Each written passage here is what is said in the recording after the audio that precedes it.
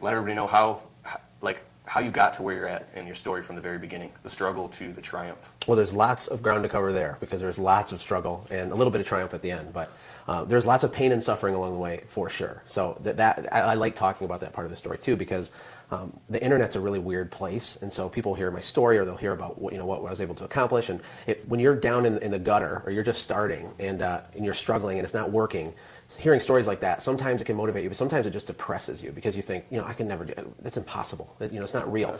And I thought the same things, and I had very humble beginnings. In fact, one of my favorite quotes of all time is from my mom. She always said, Josh, don't despise small beginnings because, everything big has to start small, right? And for me, I was a pizza delivery guy who went to community college for like 10 minutes. I stopped by. That's what I always say.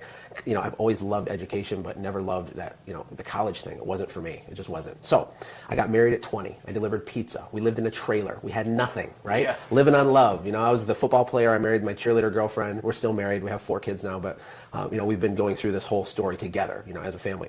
But I remember my wife being at the grocery store, with lines of people behind her and trying to buy her groceries, and her debit cards declined, because there's no money. And she's humiliated. And she has to leave all of her stuff there as everyone stares at her, and it's awkward. And that happened multiple times. I remember people leaving some cash in our mailbox because, they just knew that we were broke, even though we didn't ask. Just by the grace of God, that happened. But it's a very humbling thing. So I've had the whole spectrum.